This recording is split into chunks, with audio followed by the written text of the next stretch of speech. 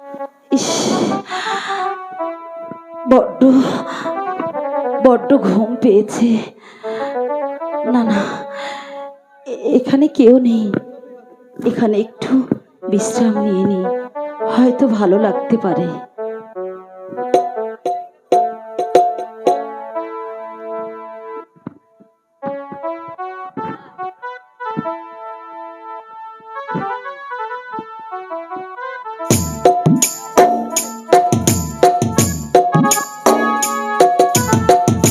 নয়ন, নয়ন, কি এই সামান্য পাথর খণ্ডে বসেই ঘুমিয়ে পড়ল? বুঝেছি,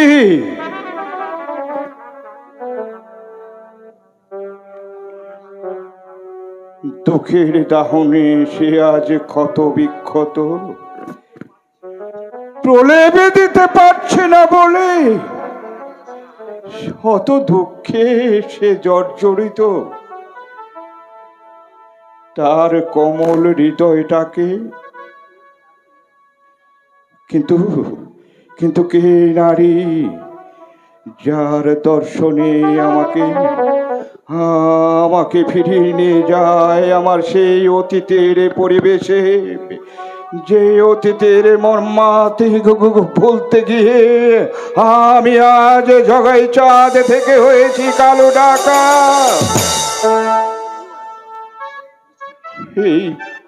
সেই পিছনের ঘটনাগুলি আবার আমাকে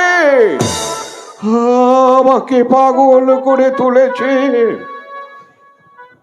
কিন্তু কিন্তু তার দর্শনে আমার অমন হবে কেন? ওর মুখমণ্ডলের দিকে একবার তাকালে আমি দৃষ্টি ফিরিয়ে নিতে পারছি না কেন? তো তবে কি তাহলে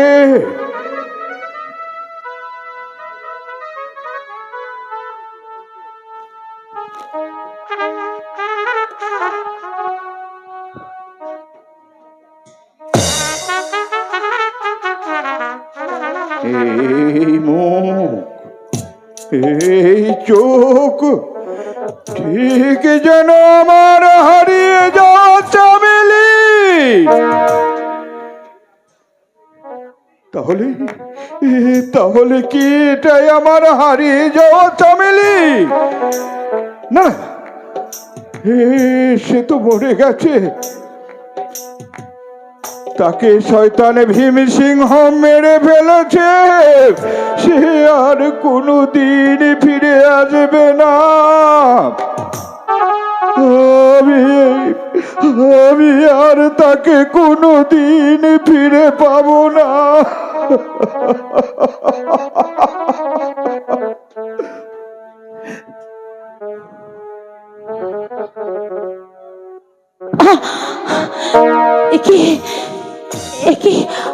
আপনি আপনি এত রাতে এখানে কেন?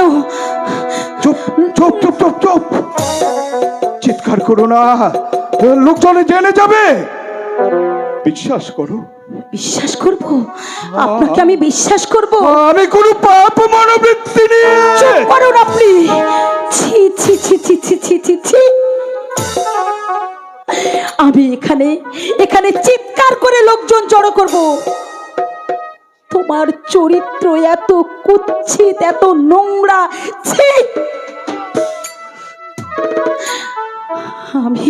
আমি যদি আগে জানতাম তাহলে তোমার মতো একটা কুৎসিত লোকের কাছে কিছুতেই আশ্রয় নিতাম না।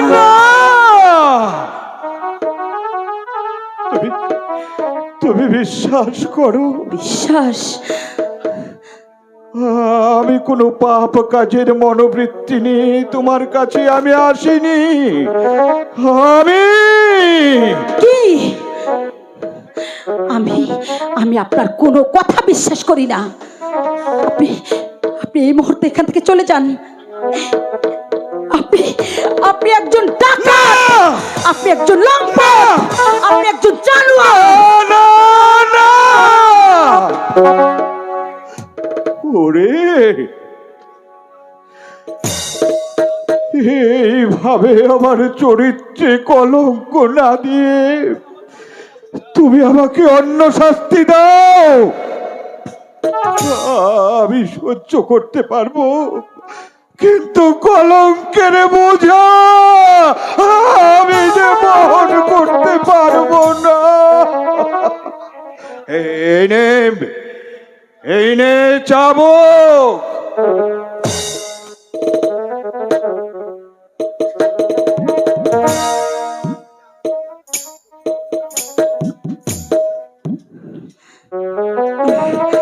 চালাও চালাও চাবুক, চাবুকের আঘাতে আঘাতে আমাকে ক্ষত বিক্ষত করে দাও।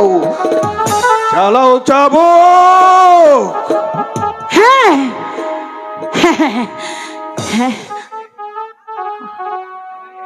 আমি একজন ঘৃণ্য ডাকাতের গায়ে এই চাবুক মারতে আমার হৃদয়ে একটু ব্যথা পাবে না। আমি আপনাকে যেভাবে হোক শাস্তি দেবই, আমি অন্যায়ের প্রতিবাদ করবই।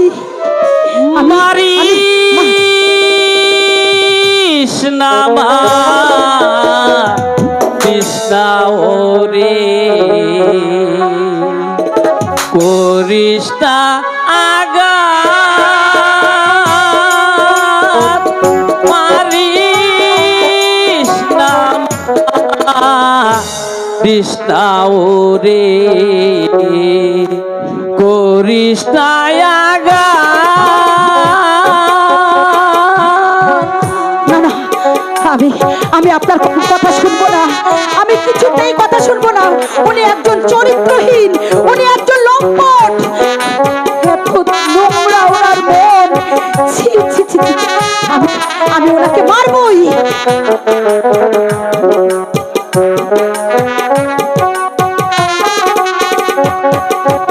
অনুতাপের দুতাপে, অনুতাপের অসাগাতে জ্বরবে রে তোর আখি পাস। মারিস না মা বিস্তাও রে, করিস না আগা।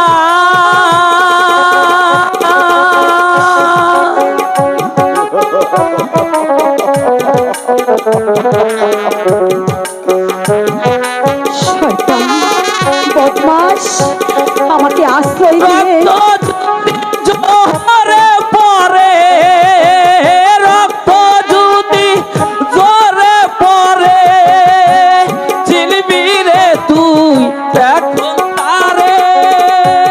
মানিস না মা বিষ্ণা ওরে, করিস না আগা। না, আমি আপনার কোনো কথা শুনবো না। উনি একজন চরিত্রহীন লোক। ছি ছি ছি ছি ছি ছি ছি ছি ছি। ওনার মনে এত পাপ, উনি আমাকে এই জন্যই আশ্রয় দিয়েছিল। তাই এই চাবুকের আঘাতে ওনাকে আজ আমি শেষ করে দেব। কি আমার হাত কাঁপছে কেন? ওই সন্ন্যাসী বাবার কথায় আমার হাত এমন করে কাঁপছে কেন?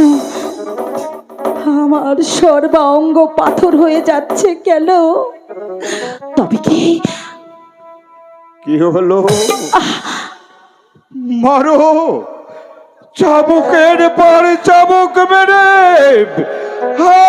আমার অপমানের প্রতিশোধ নাও।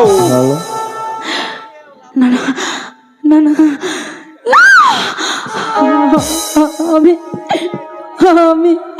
আমি পারছি না।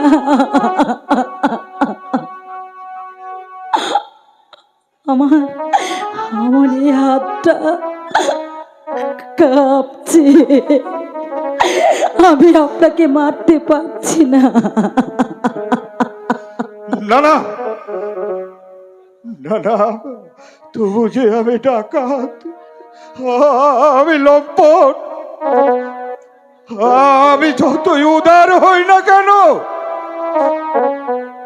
আমি যতই মহত্বের পরিচয় দেই না কেন, তবু তবু এই সমাজ আমার মহত্বের দাম কোনোদিন দেবে না, কোনোদিন দেবে না। তাহলে তাহলে তোমার হাত কাঁপবে কেন? আমার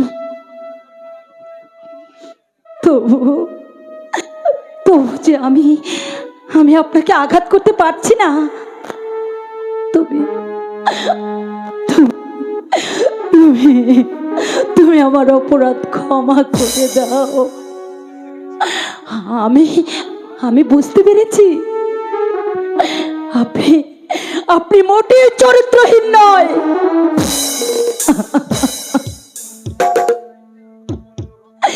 বিপন্ন রক্ষা করতে যার জীবন প্রাণ প্রাণ অনাহারী মানুষের জন্য যে জমিদারের ধন লণ্ঠন করে ক্ষুধার্ত জনতার মুখে তুলে দেয়, যে যে অন্যায়ের বিরুদ্ধে লুখে দাঁড়ায়, তার চরিত্র কখনো কুৎসিত হতে পারে না। না না না, সব মিথ্যে কথা। আমি ডাকাত, আমি শয়তান, আমি জাতির কলঙ্ক। না, শুনুন, যেও না। কি চলে গেল? কিন্তু কিন্তু সে যখনই আমাকে দেখে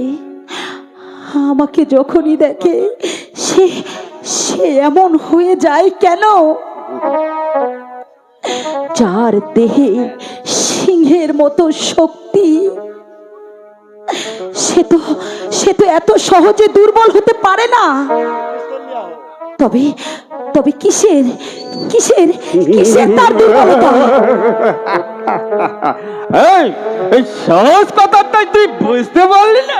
মানে এই ও যে তোর রূপে পাগল, চুপ করো।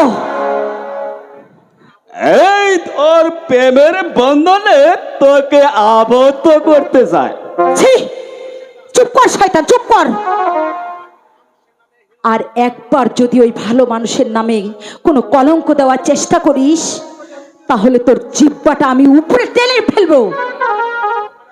এই সত্যি কথাটা বলে ফেললাম বলে তুই রাগ করলি? এই এই মায়ের বলছি, এই ও যত চেষ্টা করুক না কেন, এই তোর কোনো ক্ষতি করতে পারবে না। কিন্তু কারণ এই সর্দার হয়তো বুঝতে পারেনি যে আমি তোকে কত বিয়ার করি।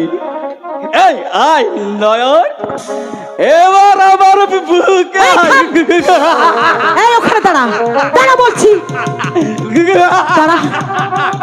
আর ছাড়। আর এক পাও যদি এদিকে আসিস, তোকে আমি এই চাকু দিয়ে তোর পেটটা আমি ফুটো করে দেবো। শয়তান, বেরিয়ে যা, বেরিয়ে যা, দূর হ। আমাকে চক্রাঙ্গানি, দূর হ বলছি। তুই যদি জেল খাতে দেখি তোমার শালি তোকে। শয়তান, তুই আমার কথা শুনবি না? তবে রে শয়তান,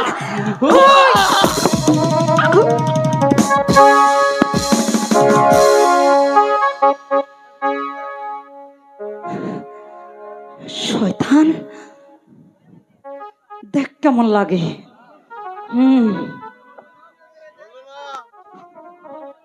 পূর্ণ হলো না শয়তান, তার আমার পেয়ে গেলাম কুকর্মের শাস্তি। এই টান, আরেকটা দেব নাকি?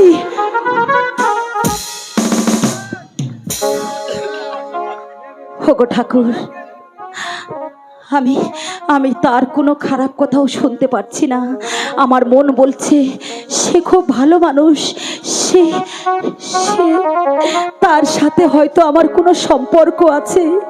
এমন কেন আমার মনে হয় ঠাকুর, কেন মনে হয়? না না, আমি গিয়ে দেখি সে কোথায়, সে কি করছে। যাই।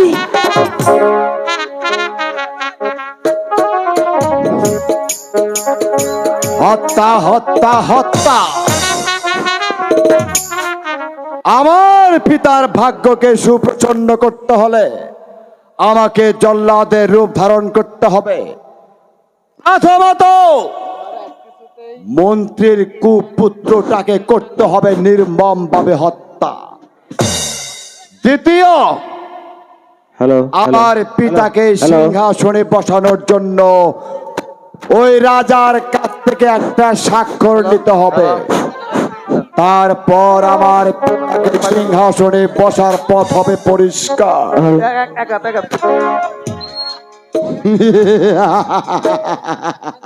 পুত্র রঘুপতি, ওই বৃদ্ধ মহারাজ কিছুতেই এই অঙ্গীকার পত্রে স্বাক্ষর করছে না। তাই এবার তোমাকে আরো ভয়াল রূপ নিয়ে ওই বৃদ্ধ রাজার সম্মুখে দাঁড়াতে হবে, নইলে স্বাক্ষর আদায় করা কিছুতেই সম্ভব হবে না। সেজন্য আপনি বিচলিত হবেন না পিতা। কেমন করে যে বাদির বাচ্চাটাকে অঙ্গীকার পত্রে সই করতে হয় সেই কৌশল আমার ভালো করে জানা আছে। চান্দ সিং, আদেশ করুন হুজুর। বন্দী রাজা রানীকে তার বারে হাজির করো। যাচ্ছি হুজুর।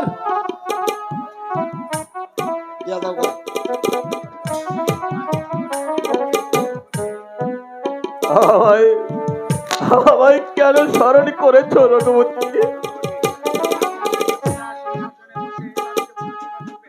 এখন থেকে আমার পিতা এই সিংহাসনে বসে রাজ্য পরিচালনা করবে। সেই মর্মে আপনি একটা অঙ্গীকার স্বাক্ষর করে দেন। সেনাপতি চালাবে রাষ্ট্র? একে বলছো রঘুপতি? ঠিক রাজা, এবার আমি জানতে চাই আপনি দলিল সই দেবেন কিনা? না,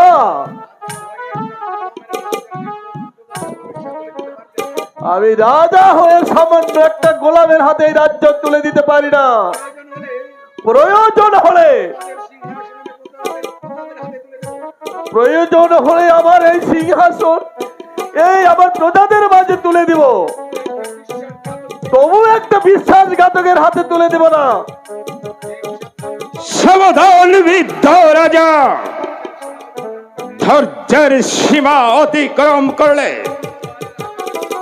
এক্ষণে এই তলোয়ারের আঘাতে তোমাকে চিরদিনের জন্য একেবারে ঘুম পাড়িয়ে দেব। সে ভয় নেই আমার বেঈমান,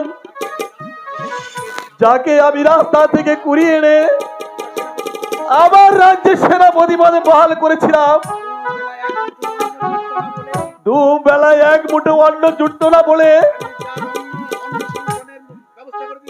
আমি তার অন্ন সংসারের ব্যবস্থা করে দিতাম। আর যে শত বড় শক্তিশালী হোক না কেন, তার স্থান আমার পায়ের নিচে। তাই প্রয়োজন হলে এই নাগপুরের সিংহাসনকে ভেঙে চুরে ওই নদীর পানিতে ভাসিয়ে দিব, তবু নিমক হারামের হাতে রাজ্য আমি তুলে দিব না, কখনো না। কে এখনো দর্প এবার বুঝতে পারবে বৃদ্ধ রাজা এর পরিণাম কত ভয়ঙ্কর হতে পারে। চান্দসেন, বলুন হুজুর। তুমি এই বৃদ্ধকে রঘুপতি চান্দু সিং এর হাতে চাবুক দিয়ে দাও, আর যতক্ষণ পর্যন্ত এই বৃদ্ধ ওই অঙ্গীকার নামায় স্বাক্ষর না করবে ততক্ষণ পর্যন্ত ওর পিঠে চাবুক চালাতেই থাকবে। তাই পর্যন্ত আমাদের অঙ্গীকার পত্রে সই না করবে, চাপকে চাপকে ওদের পিঠের ছাল তুলে নেবে। চালাও যাবো করছি হুজুর। বল বৃদ্ধ, অঙ্গীকার পত্রে সই করবি কিনা? বল বৃদ্ধ, অঙ্গীকার পত্রে সই করবি কিনা? না, কখনো সই করবো না আমি। চান্দ সিং, বলুন হুজুর। তুমি চাবুক চালাতেও শিখোনি, আমাকে দাও, আমি তোমাকে শিখিয়ে দিচ্ছি। যতক্ষণ পর্যন্ত অঙ্গীকার পত্রে সাইন না করবে, কেমন ভাবে সই করাতে হয় সেটাও রঘুপতির ভালো করে জানা আছে।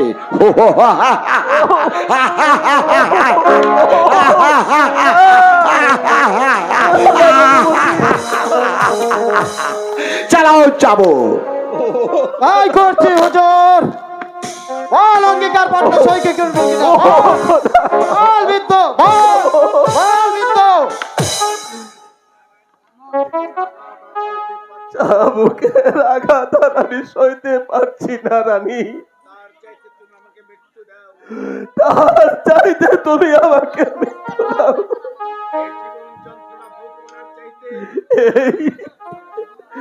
এই জীবন যন্ত্রণা ভোগ করার চাইতে আমার যে মারা অনেক ভালো। চান্দু সেন, চালাও তুমি তোমার চাবুক, যতক্ষণ পর্যন্ত এই অঙ্গীকার নামায় স্বাক্ষর না করবে ততক্ষণ তুমি চাবুক চালাতেই থাকবে। তাই করছি হুজুর। বল বৃদ্ধ, এই বল। আমি যে আর সহ্য করতে পারছি না।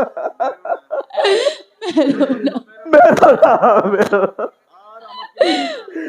আর আমাকে বেরো না।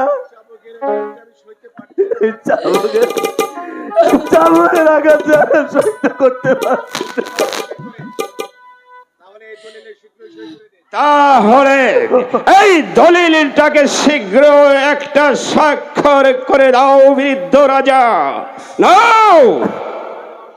না না না, এ অসম্ভব। আমি মরবো, তোমার এই গিন্ন প্রস্তাবে রাজি নই। এভাবে হবে না পিতা। চান্দ সিং,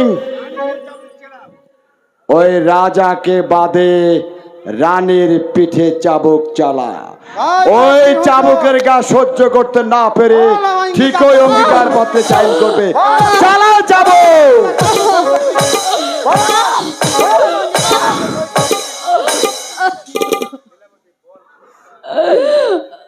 বল বল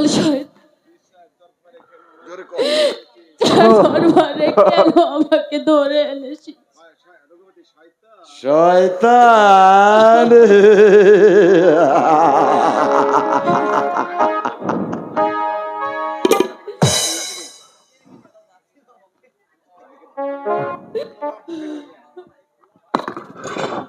রঘুপতির আসবারে মুখে তাকে রাজি করিয়ে নাও।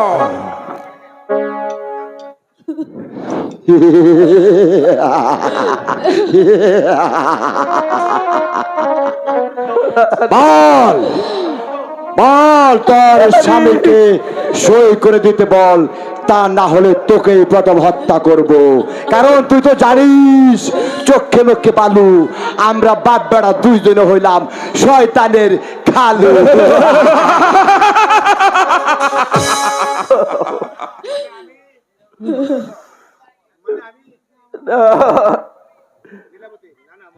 না না মহারাজ, আপনি কিছুতেই রাজি হবেন না।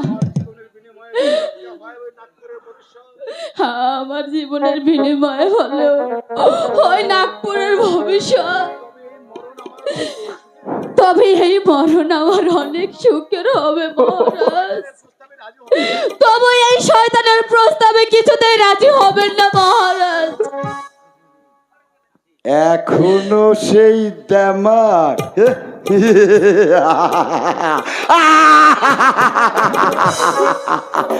চান্দ সিং, বলুন হুজুর। আর একবার না বলার সাথে সাথে এই তলোয়ারখানা তোর বুকে বসিয়ে এপার ওপার করে দেব। বল বৃদ্ধ, কি চাও তুমি? ওই রানীর মৃত্যু না দলিলে সাইন? না, না, আমি যে রানীর মৃত্যু চাই না, তুমি ওকে হত্যা করো না রঘুপতি। দাও দাও দলিল, আমি সই করে দেব। না মহারাজ, আমি বলছি আপনি এই দলিলে সই করবেন না। রানী এই শয়তানের হাতে নিহত না হয়ে আমরা আমরা বরং এই রাজ্য ছেড়ে অনেক দূরে চলে যাব। তবু যে আমাদের এই শয়তানের হাতে অপমৃত্যু ঘটবে না। দাও দাও সেনাপতি, এই দলিলটা আমার হাতে দাও।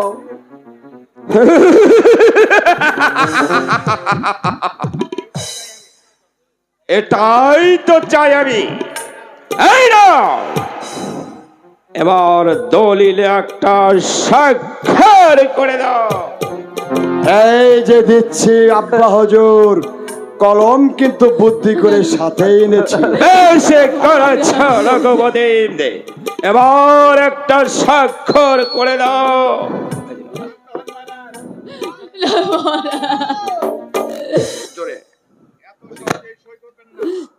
এত সহজে সই করবেন না।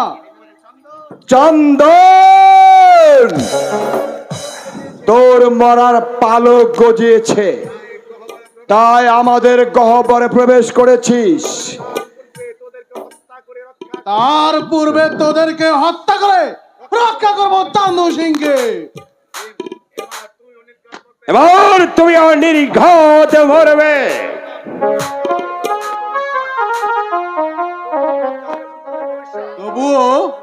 তবুও রক্ষা হবে এই গরিব তাদের ভবিষ্যৎ।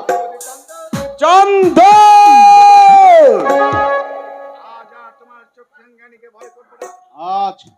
আজ আর তোমার চক্রাঙ্গানিকে ভয় করবো না।